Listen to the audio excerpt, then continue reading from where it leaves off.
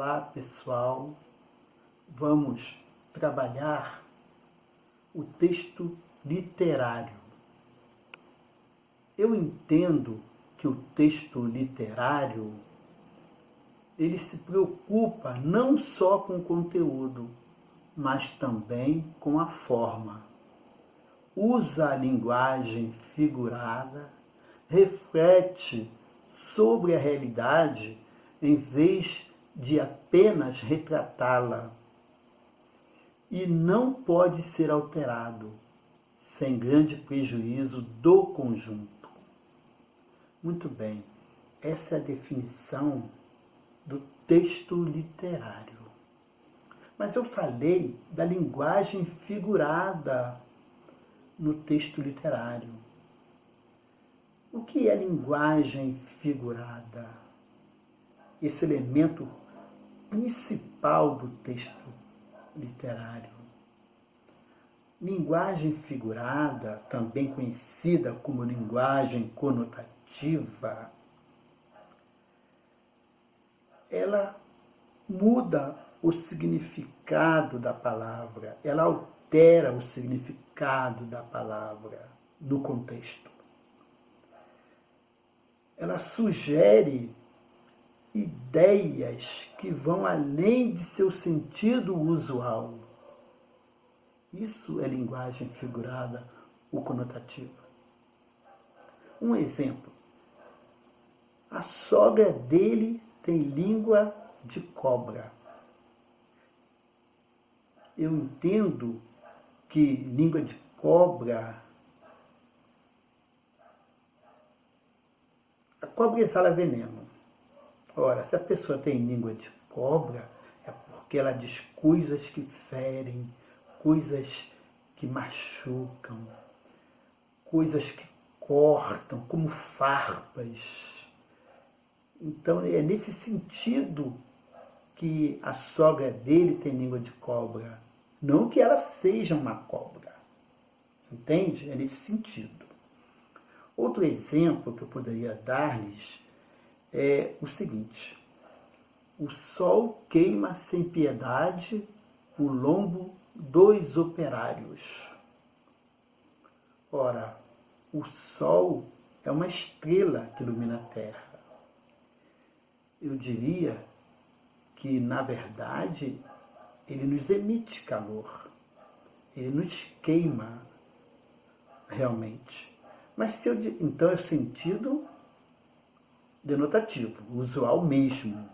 Agora, se eu dissesse, Joana é o sol da minha vida, já mudou o sentido, porque Joana não é essa estrela que aquece, que emite calor, que queima, ou seja, o sol.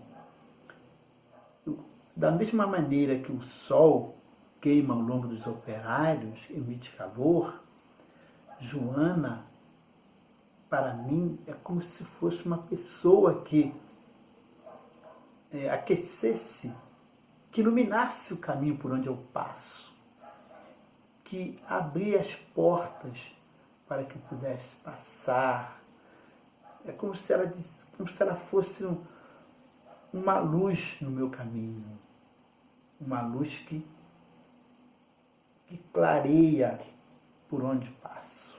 É nesse sentido que é a linguagem figurada, a linguagem conotativa. Muito bem. Vamos falar agora da poesia. A poesia também é um texto literário.